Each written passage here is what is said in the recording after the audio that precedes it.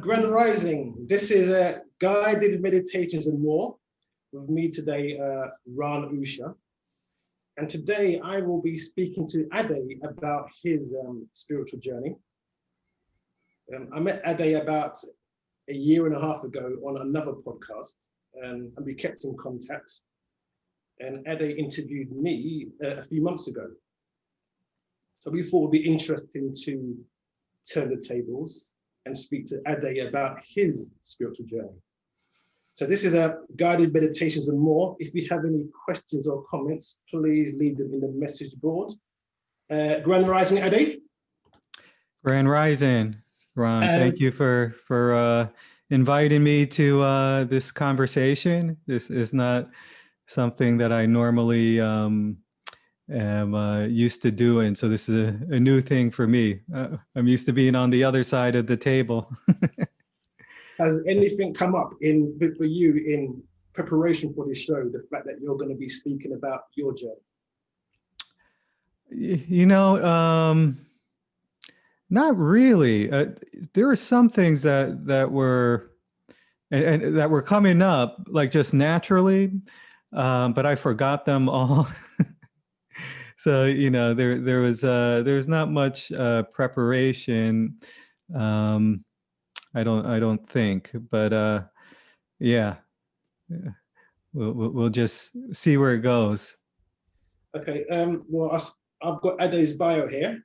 So Ade Richardson is a writer, director, and podcaster. Growing up on the border of Bedford-Stuyvesant and Crown Heights in Brooklyn, New York. Ade benefited from the rich cultural and ethnic diversity of the area. The people in his neighborhood inspired many characters that he would create for his films. Ade's talent for film directing was developed at Brooklyn College, where he studied under Professor Robert Tutak. Ade uses his passion for writing and directing to find a greater truth about himself and the world around him. In 2010, he started his film production company, Tatari Films, with the intention to make films that inspire people to reach their highest potential. Hello, Ade. I thought we'll get straight into that, Ade, about your filmmaking and the process you go through and how that has been part of your spiritual journey. Sure. Well, I think, you know, for me, it begins with writing. And I start off with, I really enjoy free writing. So just writing spontaneously, whatever's coming up. And so it's kind of like journaling in a way. And it's a way for me to express whatever emotions or ideas that are there. And as I'm writing, things start to take form and start to take a direction. And from that, I can see certain themes that I want to explore. And those themes are usually connected to this longing inside to discover truth, to discover more about myself and the world around me. So that's pretty much the process. It starts with the writing, and then I may think, okay, well, I like what I wrote, so you know, I start thinking about characters and things like that. There's different ways that I approach it. You know, I may approach a film through a character, and the character is representing some sort of themes that I'm pulling out of myself, and just some ideas that I've been interested in and want to explore. And then I started thinking about visuals, and, you know, occasionally I might even sketch some ideas out, some characters, or, you know, I might start doing like a very rough type of storyboard. And yeah, so it's your question was how is it how's it connected with my spiritual journey? Was that it? Or Yes. yeah, it's very much connected, um, because it's a way for me to express myself, and I think in me expressing myself or sharing myself, it's sort of telling a part of my story, and I think that sharing stories is a way to communicate with others, and through this exchange, other people are identifying with it, but also I am discovering more things about myself. So it's connected in that way. Yeah, I watched the film Shades of You, and it was like you gave us an insight into someone's very personal thoughts and feelings. Could Yeah, you explain a bit about that, please? yeah, that was pretty much Shades of You, is uh, that was insight into myself. So that's what you were seeing. It was part of my journey. And that film um, began with a poem, so, and that poem came out of some inner struggle that was going on. So part of my spiritual practice that has been important for me is the practice of um, looking at what's here, what emotional content, what habits, some people may call it the shadow aspects. So looking at that stuff, and relaxing with it, opening to it, being curious about it. So, I have a lot of habits that continue to come up, and for a lot of my journey, a lot of my life, they trigger guilt and shame. So part of my process, what has been kind of moving away from the guilt and shame so that I can be with the raw emotion, and be with whatever content was there, with curiosity, and discover what is at the root with it. Whereas what's whereas if there's a layer of guilt and shame, then it's really hard to discover what's there, to discover the truth of it. So, at that time in my life, when I wrote that poem that eventually became the film, I was going through some of my old patterns were coming up, and so I sat, after a little bit of struggling with it, I eventually sat with the emotional content, and open to it, and just gave it my attention and my awareness. And eventually I relaxed with what was there. And and I felt it in the body too. So the emotions were, I tracked the emotion into the body, and I can feel where there was like a gripping sensation where I had been resisting it. And so my practice is to breathe into that area of the body. And it's something that my teacher has taught me to do. And eventually I relaxed with it. And I saw under the layers, the conceptual layers that I that I put there, when I got beneath the layer and got to the raw sensation and the energy, and was able to relax with it, there was this compassion that welled up within me. And it was compassion towards myself, this opening to these aspects of myself. And when that happened, there was this release of creativity. And that became the poem Shades of You. So when that released, I just needed to write. So I grabbed my iPhone, and there's the notes section, because I think I was in the city in Manhattan. I live in New York. I'm in Westchester, but I was in Manhattan on the subway, and I grabbed the phone and I started writing Shades of You.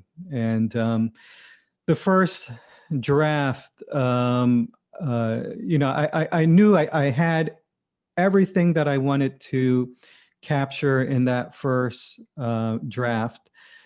So all I had to do was polish it a little bit, and so I did that. And then I thought, and especially for that poem, the visuals came very easy. I got the visuals for that poem,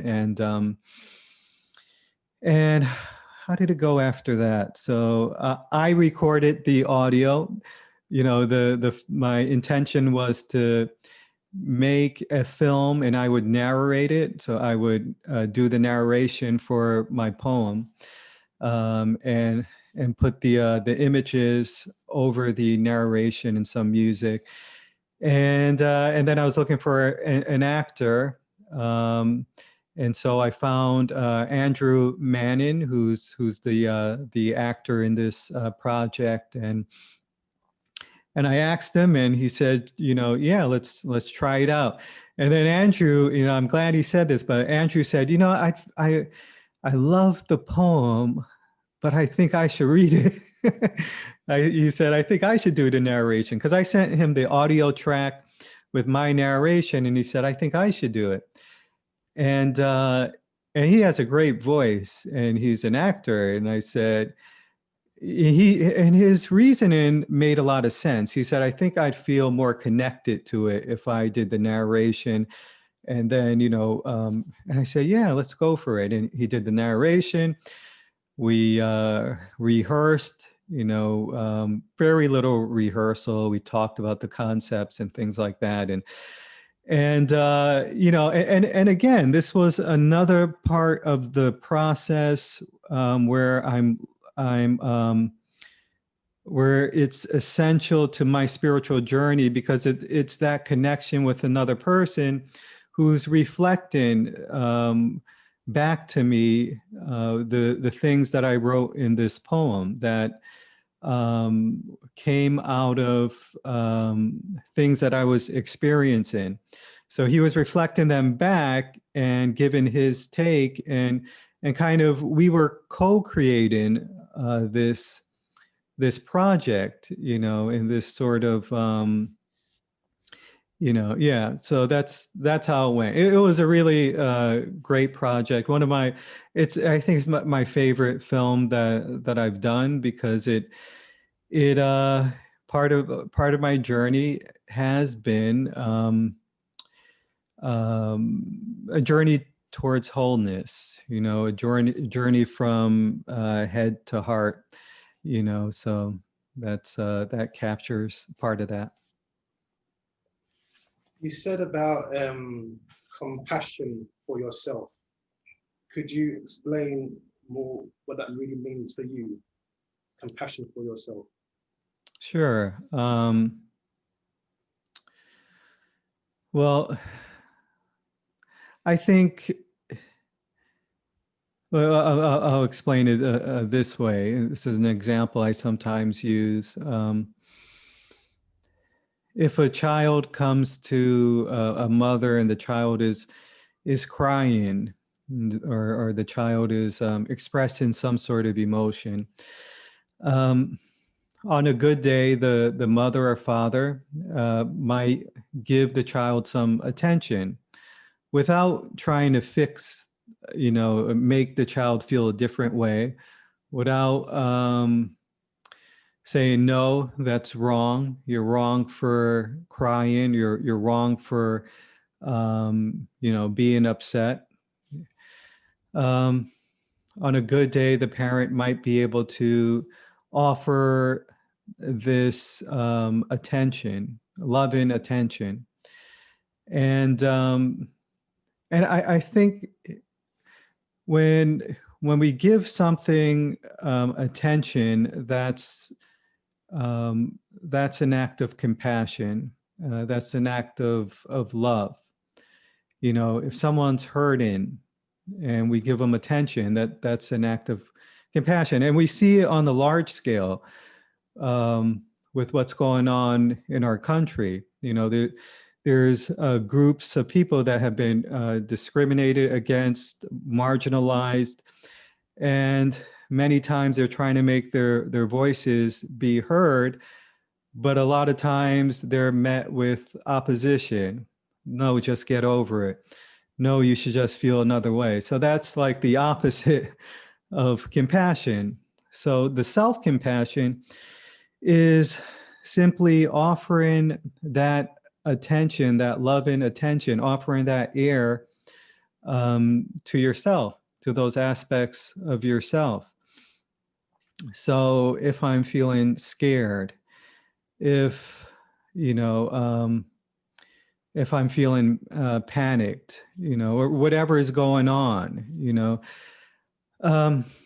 what I may have been taught was to repress those emotions as a way to stay safe. Maybe I tried to express those emotions as a child, and you know, unfortunately, and I'm sure parents don't do this on purpose, but maybe my parents, in some way,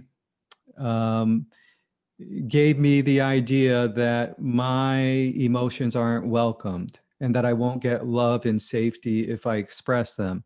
So I learned to repress. And when we repress, we kind of, as a child, when we have big emotions and repress, part of what we do is we hold the breath. And that's why, and then it becomes a habit. And you know, there's a lot of adults especially when they're learning meditation, and breathing exercises, they're realizing that they don't bring the breath all the way down to the belly. So they realize that their chest breathing, and they're not breathing fully. You know, even in right now in this interview, I have to remind myself to breathe fully, you know, because I get a little anxious, and that's okay. So just giving attention to those aspects, that part that is feeling frightened, that part that is feeling insecure, you know.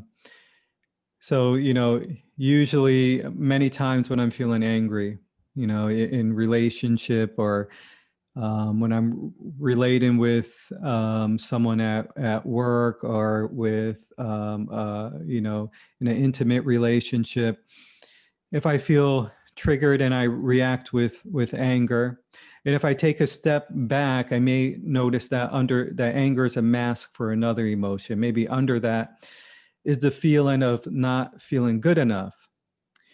Now, if I'm a way that I'm not compassionate with myself is if I beat myself up, like, you know, and I may not be conscious of this, but the beating myself up can be that, you know, what's a matter with you, you know, that resistance, or, you know, you're doing this again, you know, what the heck is wrong with you?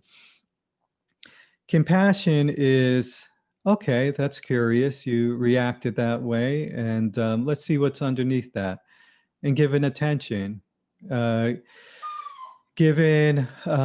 patient, looking at what's underneath the anger, you know, seeing what's there, being curious about it, letting, and I, you know, for me, I think that takes some patience, you know. Like, one of the things I appreciate so much, like, when I'm going through difficult times, I have a pretty decent support network that I can turn to. And I think for me, that's essential. You know, I do my own work, but sometimes I may call a friend, you know, talk to someone. And so that person will give me their time. They'd be patient. They listen, and that's compassion, you know. So if I'm not able to offer compassion to myself, can I really offer compassion and love in an authentic way to another person? I don't know if I really can, if I, because if that other person is, if qualities in that other person are the same qualities that I beat myself up over, that's probably going to trigger, and the energy is within myself is probably going to be that of a sort of resistance energy. So I'm probably going to be kind of keeping that person at a certain, I'm not going to be real open, there's going to be this guardedness, about me. And even saying that, part of the self-compassion is also realizing that that resistance is tied into my survival mechanism as well. So being compassionate about that, See, I grew up around a lot of trauma. My family has been traumatized, very close family members have gone through really devastating experiences that were passed down to all of the kids, and and my ancestors have been through a lot of trauma that has been passed down. So my nervous system and my survival mechanism might be a little bit more wound up than other people who may be able to get into that relaxing with things much easier. Whereas with me, it takes a bit of work. So, I need to be a little bit more patient with myself when it comes to that. Are you able to, when these feelings arise, see them in the moment, or does it take a while for you to look at them, maybe later on? I would say yes and no. Yeah, so both. Sometimes, most of the times I'm conscious of it, unless it kind of catches me off guard. I know that sounds funny, but if something hits me out of left field, then sometimes I may just have that. I may. So I guess whether do I still react from an unconscious way? And the answer is yes. So I will still react in an unconscious way. And so that happens, and then it takes some time, and eventually I will start, when the nervous system is calmed down, sometimes the best thing I can do is to breathe. Just focusing on my breath. Easiest way is equal breaths, maybe inhale to the count of 5, exhale to the count of 5. There's other breathing exercises I can do to relax the nervous system. But that one is like a very easy one to stick to, because, and I know I'm kind of going off on a tangent, but when I focus on the breath, it gives my nervous system the message, or gives the brain the message that things are okay. But I found, for myself at least, it takes some persistence and it takes patience. So it doesn't happen. It's not a quick fix. It happens, but I have to stick with it, and eventually it just all, relaxes. Or maybe I may go for a long walk. So that's the beginning of, becoming conscious of what's there. When I'm unconscious, I'm in survival mode, and I forget what part of the brain I'm functioning in. I think it's the lower part of the brain. I forget, people, you may know what part, but by relaxing the nervous system, it brings consciousness to the other part of the brain, and I'm able to function in a more conscious and more healthy and way where I'm able to respond to the situation rather than react to whatever is going on in my life. So is this your meditation practice, and what exactly does meditation mean to you? So is it yes, it is part of my meditation practice. And it's not that I do the emotional processing religiously per se, although I did when I first discovered it, because when I first begin something that I find is helpful, I go all in. I have that kind of personality. I do things to the extreme. So for me, I have to stay away from like any mind altering chemicals. I don't drink any alcohol. I don't do any sort of drugs or anything like that. Even coffee, I could only have a little bit, like a cup. I'm very sensitive to caffeine. I have to stay away from all things like that, because the way my mind is, I go to extremes, so I need to do things with moderation. But that being said, when I first got into meditation, I was meditating at times 5 hours a day, like, sitting there for 5 hours. Like minimum, sometimes it was like 2 hours, and I would meditate all throughout the day as well, in addition to the formal stuff, and I know this, I'll get to the question, but I began with Ramana Maharshi. He was my first teacher. Actually, Muji led me to Ramana Maharshi. So I have a great affection towards the teachings of Muji and excuse me, the practice of self-inquiry.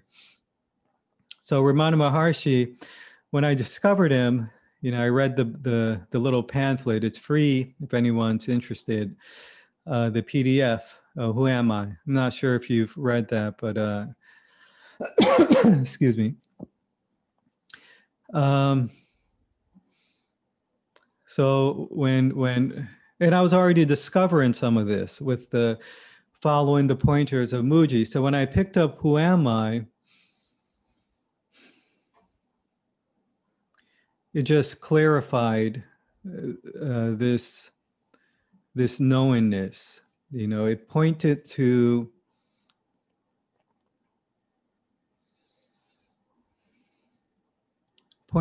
this space, this recognition that I was aware of at all times since childhood.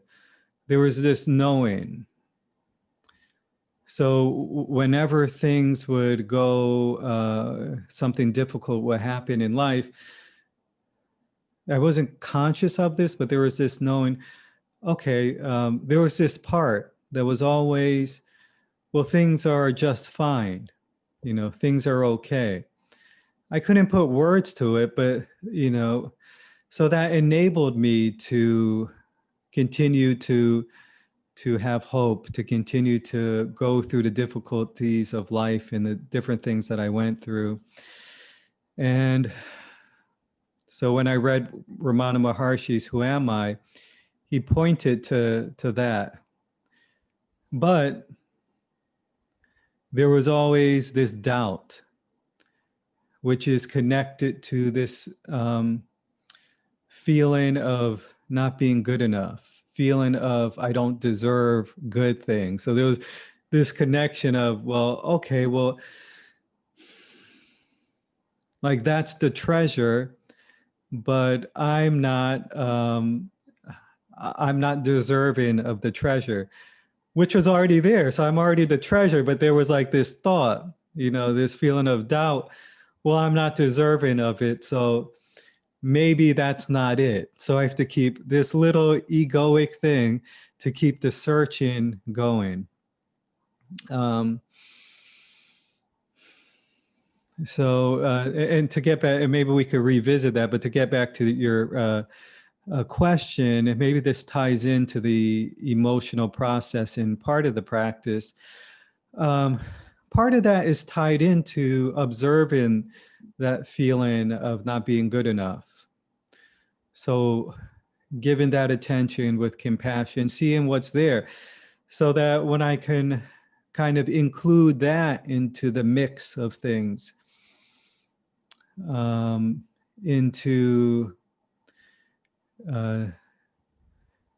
like I think Nisargadatta says, I am that, but then at some point he says, and I am this. So the this is the things of the world, and that includes these aspects that make up my personality, and like all of these things are consciousness.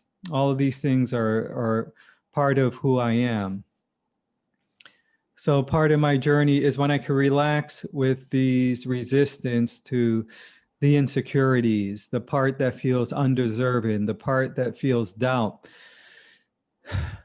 Then underneath that is this is me, you know. It's just, you know, there's not much to say about that. You know, there's just this awareness.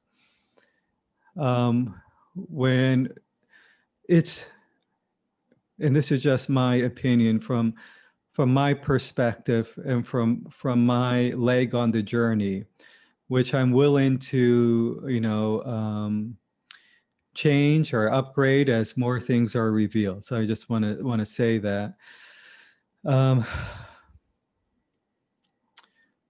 When I've been able to open to these different aspects of myself and relax to them, then what there is this awareness, and this awareness that is not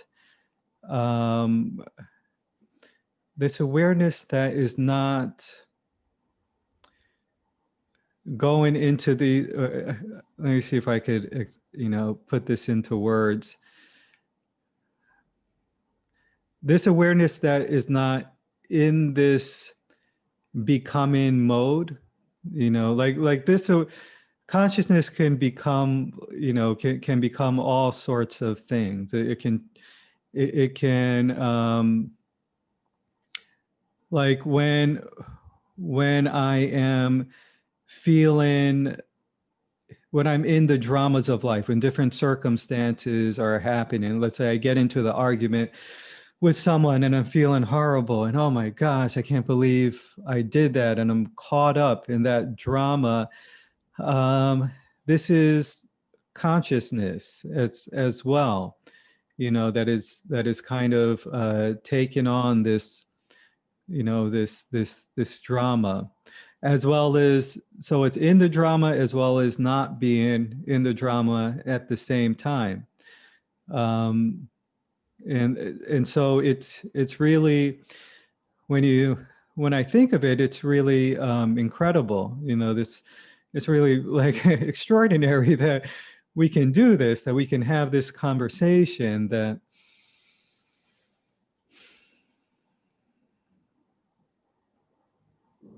yeah, you know, when you know, when that is really felt, it's really it's really extraordinary, you know. So Yeah, so you wrote about the other day about still seeking. So what is this seeking?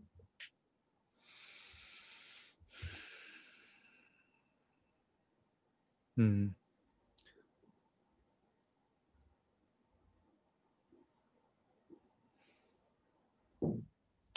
So what is this seeking?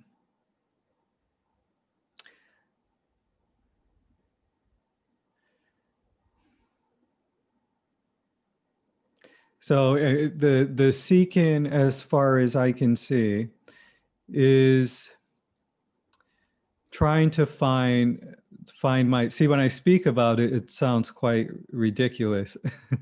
Trying to find myself, you know, like, wait, you see, it kind of like, it kind of kills it right away. It stops it right there. You know, see, when we're in this, when we're in this space that we're in right now, then it doesn't make much sense, you know. So what is this? What is this seeking? I mean, I could kind of make something up and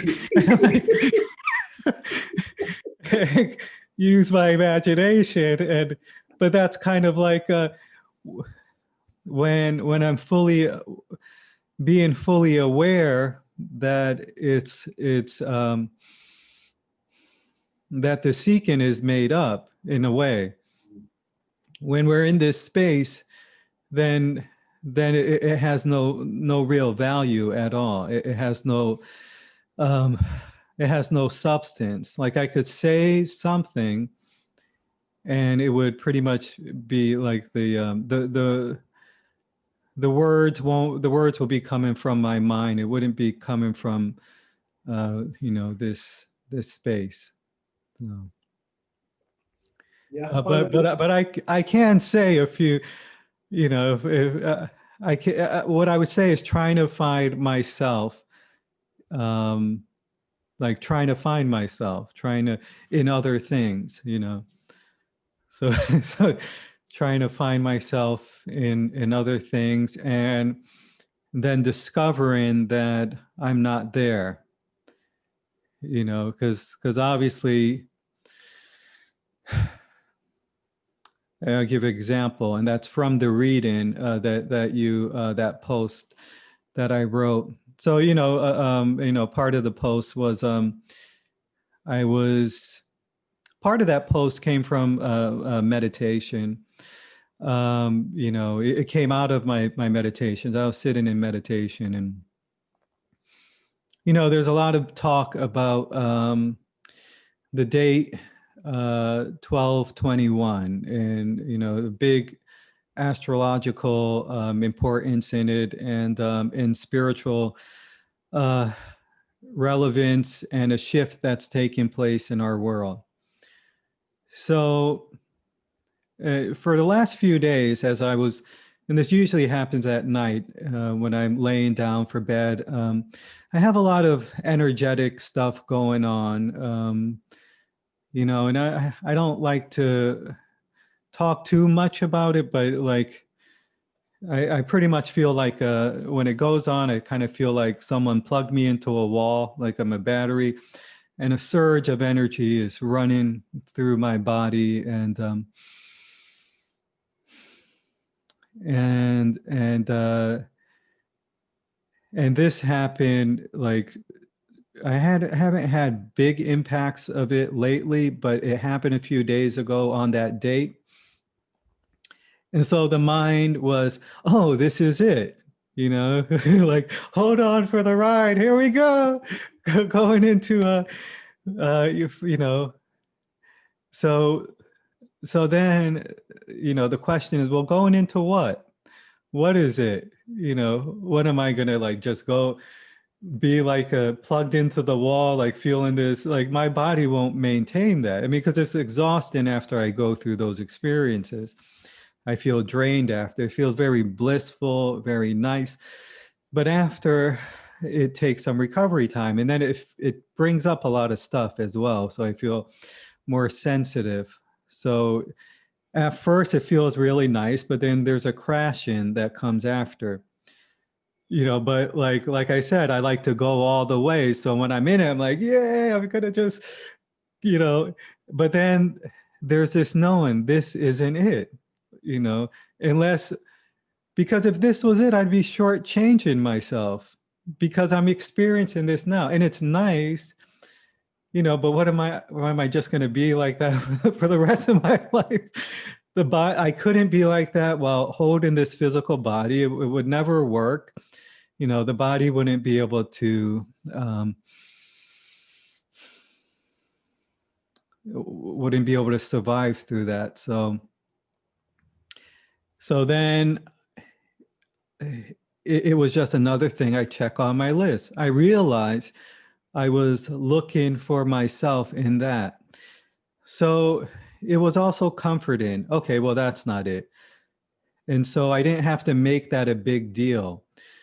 So all experiences, whether they're good, blissful, or bad, are just, they're the impermanence. They're the, as Thich Nhat Hanh likes to say, they're the coming and going of life.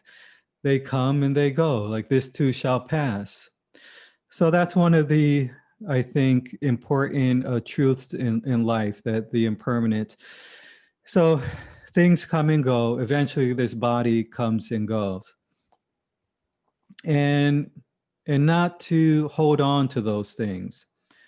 So if I'm looking for myself in one of those things, or if I'm trying to find myself in a relationship, in a job, in other things, eventually that job is going to go. You often hear stories of people, their whole sense of self is in a job, and then they retire, and there are studies that show that with some people, when they retire, they start getting a lot of health problems. They're kind of like everything was in that job. They're not sure what to do with themselves. And understand, like, I can understand that. Or a relationship. So the marriage breaks up, and then you're devastated, which some of that is natural.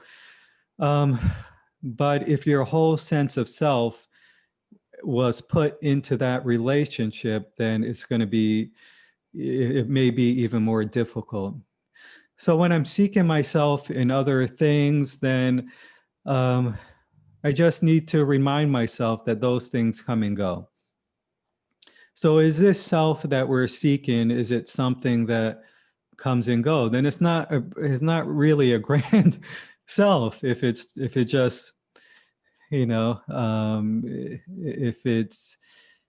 just comes and goes. So part of the disappointment was, wow, this is not it. And part of the gift was, wow, this is not it. And so that points back to the one that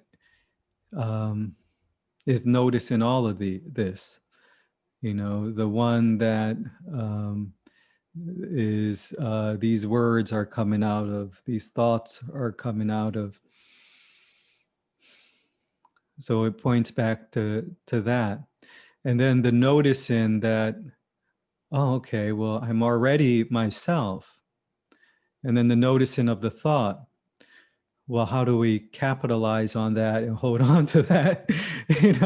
And so that's a thought. And then the noticing of that thought. Okay, well, that's just a thought.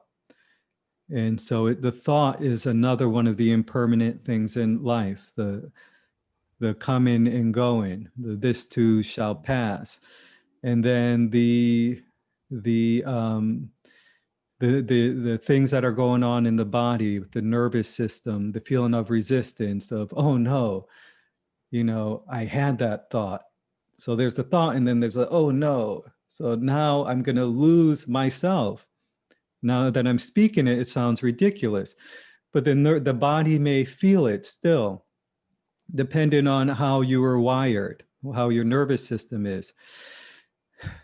And so when the body feels it, it feels real. It feels like, well, this is myself.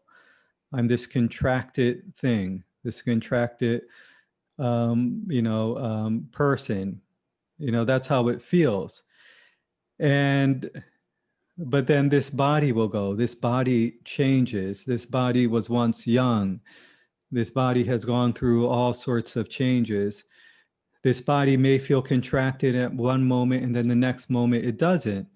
So is who I am subject to all these changes?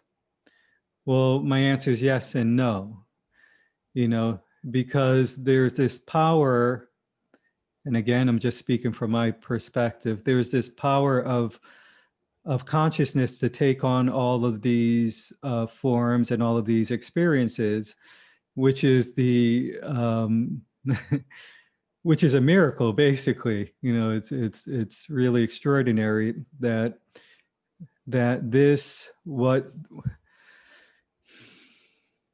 some may call Maya, you know, is, I look at it as such a gift, such a beautiful gift, you know, this life, that we can sit here and have this conversation, that we can have this body. So part of my experience or part of my journey is to, I mean, it's quite simply, is also a journey of love. So to love all of this, to be compassionate towards all of these qualities, this gift, you know, to know that I'm part of nature, to know that when I look out into nature, or when I look out into the stars, and let's say you're having some sort of drama, some circumstance in your life, is which a lot of people are going through now with COVID and other things that are going on. So let's say that you're having a hard time with dealing with these things, and there's some fear, and there's a feeling of, well, will I be taken care of? Now, if you look out into nature and you look out into the stars, into space, just knowing that the same intelligence that's harmonized in all of the universe, that's harmonizing all of nature, we're not separate from that. This heart that's beating in my body, you know, I'm not looking at my watch. I don't wear a watch, but if I were, I wouldn't be looking every second to make sure that my heart is beating. You know, I'm not paying attention to make sure that the blood is flowing properly, you know, in my body. You know, I'm not conscious of that, you know, all the time, but there's a trust there's a faith that things are working just fine, you know, but somehow, I'll speak for myself, there's this thought that, and I wrote, and that's another one of the poems that the films that I sent you, which it started off with, there's a thought that I'm lost, you know. So, you know, there's a thought that I'm not going to be taken care of, you know, that I'm going to jump off of this cliff of uncertainty, and that there won't be a net underneath to catch me. And you know, and so, but yet, you know, just reminded myself that this intelligence is taking care of me. I'm not separate from nature. I'm not separate from the universe. Is an important thing for me to remember. You mentioned, you know, live the uncertainty, living in the uncertainty. How challenging is that for you? It can be very challenging. I grew up in, you know, I grew up in Crown Heights, Brooklyn.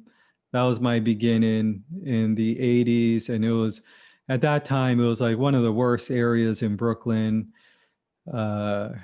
Crack was at a high, you know, violence was, you know, I saw people shot, I saw people stabbed, you know, right in front of me. You know, it was normal to hear gunshots and things like that. And also growing up in there was a lot of uncertainty in my childhood, and in my, you know, besides outside in my family as well, there was a lot of things that were going on that were difficult for me. I won't get into the specifics of that out of respect for, certain family members, but it was difficult growing up. So, we all have, part of the brain is developed to seek certainty. Neuroscientists view a lot of his work is he talks about this, that the brain is developed to know. That's how we, if and it was only for practical purposes to create a sense of reality that was, it didn't have to be real, but it had to be real enough to enable us to function in the world, and meaning to enable us to survive and to thrive. So perhaps the first, human, he gives this example, might have been walking and fell into a hole. So then the second human, kind of the brain says, okay, that thing is a hole. So whatever language they use at that time, it began this conceptual framework, this way of communicating to ourselves and to others, different, like a kind of a roadmap for living. So it tied into this is certainty, and certainty is tied into our protective mechanism. And so we all have that. So growing up, with all of this uncertainty going on and this violence and everything in my life, it was very difficult. It still is to, I was trying to control everything in any way that I could. And part of the way that I controlled was by growing up, manipulating, control, not being honest with people. Growing up, I would people please. That was my big thing. I was always sarcastic. I was kind of like the clown, like joke, like made people laugh to keep people at a distance. And so I never let anybody in, because I was afraid of what they would see. If they would see those parts of myself that I wouldn't want anybody, that I didn't like about myself, then I wouldn't get love. Then, I'd be cast out. So I didn't know that consciously at that time, but I'm, now looking back, I can see that very clearly. And growing up in my neighborhood, none of the guys I grew up with, expressed their emotions. We were all stoic. It was all about fighting. I used to get into a lot of fights and, all of that sort of stuff. And so, so stepping into uncertainty has been a process for me. And it hasn't been an easy one. And it's been one I've had to get a lot of help with. And one of the biggest teachers has been life. Because you think the world should spin a certain way, and life, we've all learned this, we're all learning this with COVID, life is going to say, no, that's not how it goes. And it's such an important lesson. First of all, it kind of, it humbles us, it humbles me. And also I think it's preparation for when we eventually have to give up our body, at some point. So, that's like one of the things, so I want certainty, but one of I can imagine one of the most difficult parts to let go of that is when I get to the point of when the body goes through the process of deteriorating, and at some point I have to let go into the great unknown. I can talk a lot of spiritual stuff now, and I have these experiences, and I do have this sense of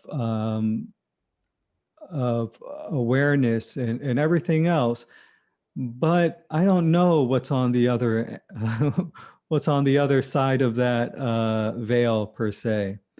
you know, because I haven't been there. I don't know what's going to happen, you know, how much the body is tied into my perception of reality or things of that nature. So again, to answer your question, I'm beginning to step more into uncertainty, but to give you an example of how I'm like a creature of habit, I wake up in the morning, I have the same thing for breakfast. I pretty much put the coffee cup on the same side and the water on the same side, you know, like it's all to feel this sense of safety, you know. On an adventurous day, I might every like maybe once a month have a different thing for breakfast, but rarely. Or maybe I'll put the water on the other side of switch things up. And maybe, you know, that's something I could practice with little things like that. But yeah, so that's been a process for me. Has the practice allowed you to see lots of things inside yourself that you didn't realize? Maybe things that you had gone through and held on to that you didn't know or didn't expect. Oh yeah, yeah, a lot of things. I mean, there's so many things. I feel like that's a sort of a constant thing is being revealed. So when I think I know something, that's why whatever I say, I need to add a disclaimer that whatever I say is probably going to be like, you know, when you write something in the sand and a wave comes up and washes it. So life is going to do that. Whatever I say, you know, because it's just words, you know, whatever I say, I mean, it's not just words, but it is and it isn't. But when, you know, it's going to be upgraded, you know, so these perspectives, and I'm learning so many different things. First of all, I'm not this horrible person that I was always running away from. So this idea that I had of myself, like for example, I'll give a when you know, I have a lot of insecurities, so and a lot of times they're masked with with you know, by anger. So if I'm in a confrontation with someone and I'm being defensive, you know, then later on I say, okay, I'm being defensive. What was I hiding? You know, like what was I defending?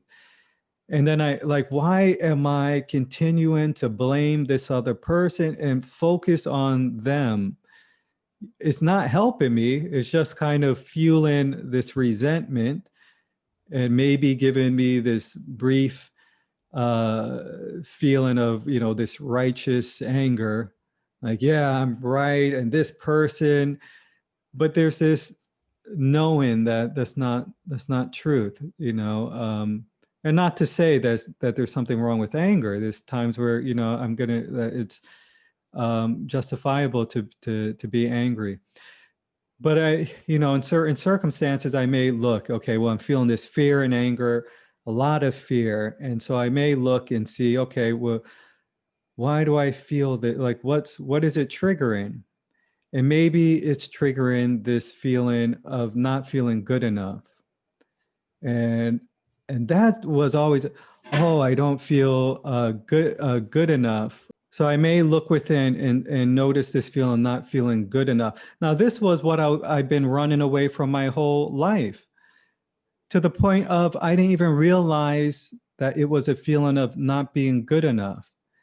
And then I equated this feeling of not being good enough, meaning that there's something wrong with me, that I'm not good enough, basically. So I needed to explore, see what that is.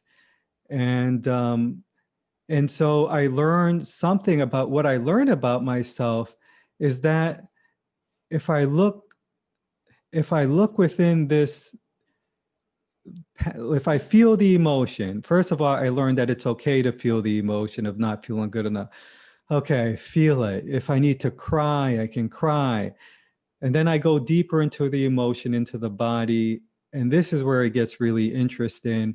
So this is the root, that feeling of what I've been moving away from pretty much all of my life. And when I go into it and feel the resistance that's there, and even open to resistance, knowing that this resistance has an innocence that's inherent to it, meaning it's trying to protect me. It's saying no.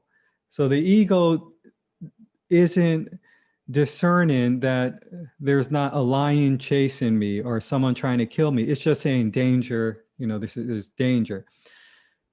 So what I'm learning is this not good, this what I took as not good enough is this vast intelligence that's within, trying to protect this mechanism, trying to protect the body.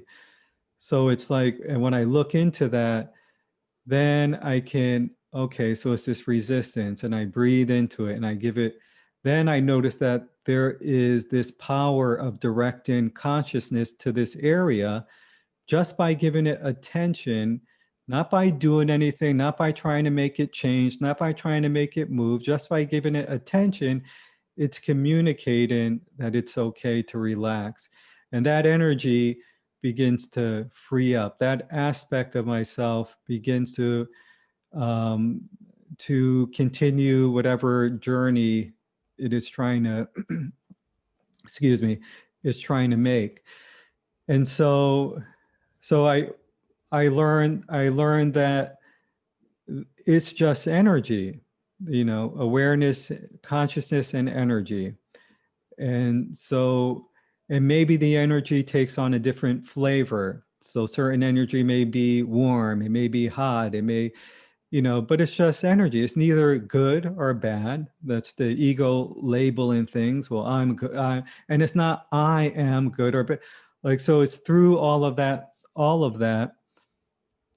And then when I get to that energy, then I can move that through, feel throughout the body, and notice that the energy is all throughout the body. Now I can feel sitting on the chair I'm sitting on, that the energy goes down into the chair. I don't know where I end and the chair begins, where that boundary is, so things begin to kind of um, break down in a way from the we're so indoctrinated to, and beautifully so, to think in these conceptual ways to create this reality that we're in now. But when we observe, within and open to within, then it takes on a things aren't so solid and cemented in the way that I had perceived them before. And so that's really like noticing myself in a whole different way, because myself becomes, not just this Ade, but it becomes like everything. It's so it's, yeah. So is there a difference between knowing it and understanding these terms and then living it? How do we get from the knowing to living it? Yeah, I would say there is a difference, the knowing to the living it. I mean, in a way, I feel like we're always living it, but we don't know it. So, you know, so it's kind of like realizing that we are living it. We didn't realize we were living it, So, but it can't. I don't think it can be something to intellectually sort of like. for example, right now I feel this presence, this energy being exchanged between you and I. Like there's this presence. So, you know, there's this silence, and silence meaning, not meaning that absence of voice or vibrations or sounds or anything like that. So this is, you know, living it, which is already living. So it's like life is living itself. So this is living itself. There's, doesn't matter whether I know it or not. It's a gift to kind of like have a front seat view, you know, to be here and say, oh wow. It's just wow, you know. But even that, I also leave room for, okay, well, that's a part of it, but there's room for, you know, more will be revealed, you know, more will probably be revealed, you know. So and I don't know, because more has always been revealed in some way. So I feel like in some ways,